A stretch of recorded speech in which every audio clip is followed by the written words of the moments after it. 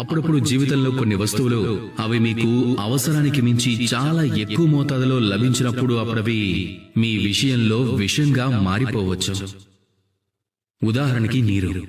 అవసరానికి మించి చాలా ఎక్కువ మోతాదులో ఈ నీరు వచ్చిందంటే మీ ప్రాణాలని అది తీయగలదు.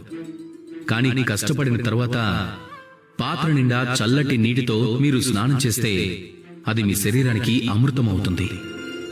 కష్టపడిన తర్వాత మీ శరీరానికి ఒక పళ్ళెం నిండా భోజనం లభిస్తే అది మీ శరీరానికి అమృతం అవుతుంది. కానీ ఒకవేళ ఎలాంటి కష్టం చేయకుండానే రాత్రి బవళ్ళు మీరు కేవలం భోజనమే చేస్తూ ఉంటే గనక అది మీకు విషమైపోతుంది. విషం ఇంకా అమృతం మీ వినియోగం మీదే ఆధారపడి ఉంటుంది. ఒక వస్తువు మీకు విషం కావచ్చు, అమృతము కావచ్చు.